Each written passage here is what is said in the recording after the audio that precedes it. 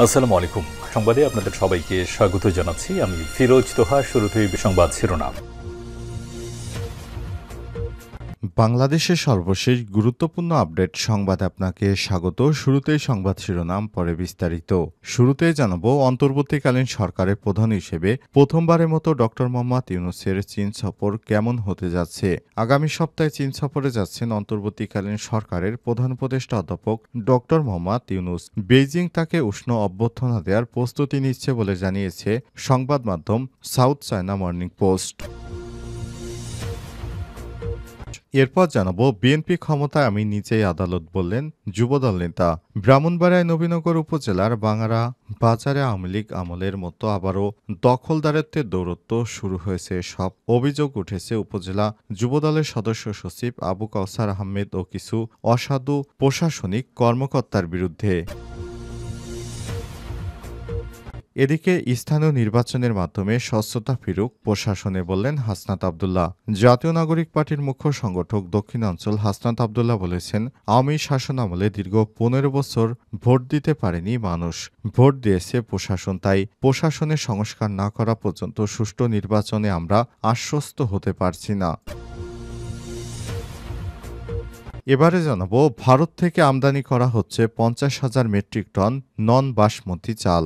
দেশের খাদ্যদ্রব্য মজুত বাড়াতে চলতি অর্থবছরে আন্তর্জাতিক উন্মুক্ত দরপত্রের মাধ্যমে ৫০,০০০ মেট্রিক টন নন বাসমতি সিদ্ধ চাল ক্রয়ের একটি প্রস্তাব অনুমোদন দিয়েছে সরকারি ক্রয় সংক্রান্ত উপদেষ্টা পরিষদ কমিটি। এদিকে সিগারেটে কর বাড়ছে না আগামী বাজেটে। আগামী ২০২৫-২৬ অর্থ বছরে বাজেটে সিগারেটের উপর আর কোনো কর বাড়ানো হবে না।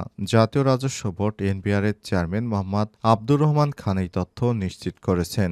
বুধবার ১৯শে মার্চ এনবিআর ভবনের সম্মেলন কক্ষে আয়োজিত প্রাক বাজেট আলোচনা সভায় তিনি এসব কথা জানান।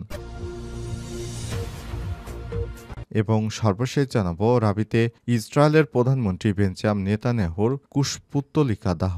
ফিলিস্তিনে ইসরায়েলি আগ্রাসন ও হামলার প্রতিবাদে ইসরায়েলের প্রধানমন্ত্রী বেঞ্জামিন নেতানিয়াহুর কুশপুত্তলিকা দাহ করেছে রাজশাহী বিশ্ববিদ্যালয়ের রাবি শিক্ষার্থীরা। বুধবার ১৯শে মার্চ রাত ৮:৩০টার দিকে বিশ্ববিদ্যালয়ের শহীদ শামসুদ্দোহা চত্বরে এই কুশপুত্তলিকা দাহ করেন তারা। প্রিয় দর্শক, এতক্ষণ শুনছিলেন সংবাদ শিরোনাম, এবারে বিস্তারিত। তবে তার আগে বন্ধুরা, অনুরোধ থাকবে সংবাদটিতে একটি লাইক দিন। এই চ্যানেলে আপনি নতুন হয়ে থাকলে আমাদের সংবাদটি দেখতে দেখতে চ্যানেলটি সাবস্ক্রাইব করে রাখুন। কমেন্ট করে বন্ধুরা আপনার মূল্যবান মতামত জানিয়ে দিন আপনি বিশ্বের কোন দেশ থেকে বা বাংলাদেশের কোন স্থান থেকে আমাদের সংবাদটি দেখছেন এবং শুনছেন। আর বন্ধুরা, এই সংবাদটি আপনার সোশ্যাল মিডিয়া ফেসবুকে শেয়ার করে বন্ধুদের জানার সুযোগ করে দিন। এবারে বিস্তারিত। অন্তর্বর্তীকালীন সরকারের প্রধান হিসেবে প্রথমবারের মতো ডক্টর ইউনূসের চীন সফর কেমন হতে যাচ্ছে। আগামী সপ্তাহে চীন সফরে যাচ্ছেন অন্তর্বর্তীকালীন সরকারের প্রধান উপদেষ্টা প্রফেসর ডক্টর মোহাম্মদ ইউনূস।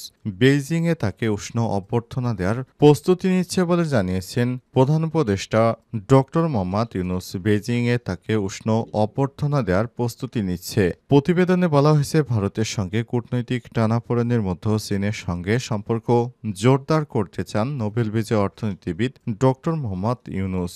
এজন্য ডক্টর মোহাম্মদ ইউনূসের সরকারের নেতৃত্বে গত বছর ৮ই অগস্ট অন্তর্বর্তীকালীন সরকার ক্ষমতায় আসার পর এটি প্রথম চীন সফর, যেখানে কূটনৈতিক স্বীকৃতি এবং অর্থনৈতিক সম্পর্কের বিষয়টি গুরুত্ব পাবে। ডক্টর মোহাম্মদ ইউনূস আগামী ২৭শে মার্চ হাইনান প্রদেশের বোয়াও ফোরামের উদ্বোধনী অধিবেশনে যোগ দেবেন। ২৮ দিন চীনা প্রেসিডেন্ট শি জিনপিং এর সঙ্গে তার বৈঠকের কথা রয়েছে। এরপর তিনি পিকিং বিশ্ববিদ্যালয়ে বক্তব্য দেবেন। সেখানে তাকে সম্মানসূচক ডক্টরেট ডিগ্রি প্রদান করা হবে।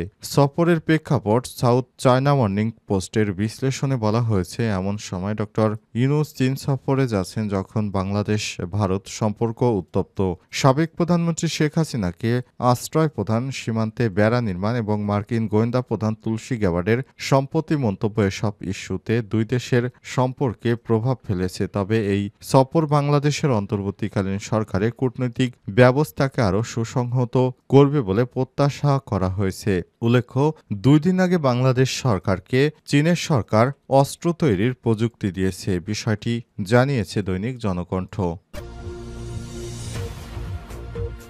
বিএনপি ক্ষমতায় আমি নিজেই আদালত, বললেন যুবদল নেতা।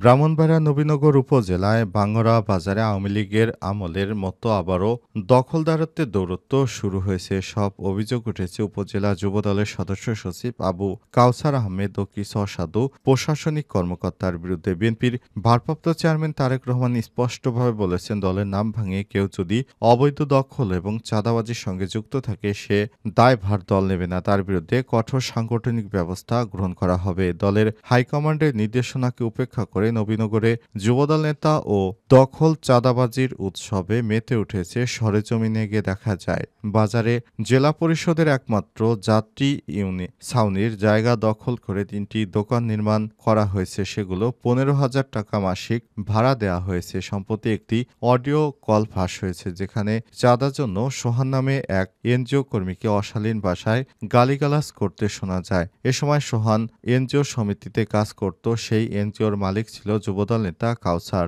যার হিসাব নিকাশ 8 বছর পূর্বেই শেষ হয়ে গিয়েছে। হিসেবে গরমিল মনে করে 8 বছর আগে সোহানের বিরুদ্ধে 20 লক্ষ টাকার মামলা ঠুকে দেয় কাউসার এবং এই মামলা এখনো চলমান। আদালতকে তাচ্ছিল্য করে সেখানে কাউসার আহমেদ বলেছেন, আমি নিজেই আদালত, 15 বছর আওয়ামী লীগ সরকার ছিল তাই কিছু বলিনি, এখন বিএনপি ক্ষমতায় আমি যা বলবো তাই হবে। এ বিষয়ে যুবদল নেতা আবু কাউসার আহমেদ বলেছেন, আমার ভাই দোকানগুলো লিজ নিয়েছে, চাঁদাবাজির অভিযোগ সম্পূর্ণ ভিত্তিহীন, আমার সঙ্গে ষড়যন্ত্র করা হচ্ছে। যাত্রী ছাউনি আমি 100 বছরে লিজ নিয়েছি, আমার কাছে 100 বছরের কাগজপত্র আছে যা সে পরবর্তীতে আর দেখাতে পারেনি। এদিকে ব্রাহ্মণবাড়িয়া জেলা পরিষদের নির্বাহী কর্মকর্তা আনোয়ার হোসেন কালবেলাকে জানান, বিষয়টি তদন্ত করে যথাযথ ব্যবস্থা গ্রহণ করা হচ্ছে।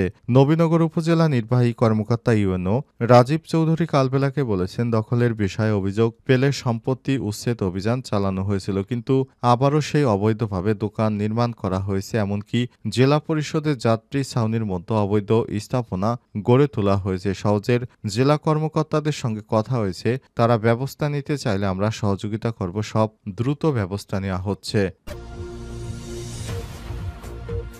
স্থানীয় নির্বাচনের মাধ্যমে স্বচ্ছতা ফিরুক, বললেন হাসনাত আব্দুল্লাহ।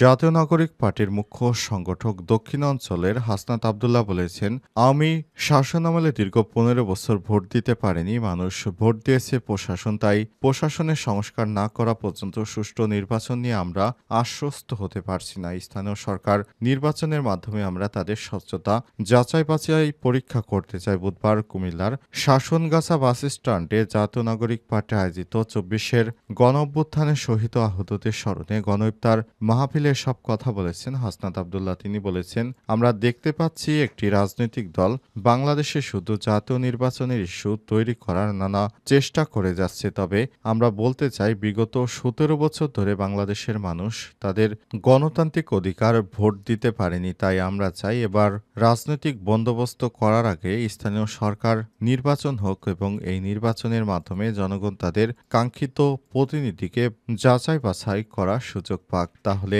বোঝা যাবে প্রশাসন আসলে কতটা স্ট্রং হয়েছে।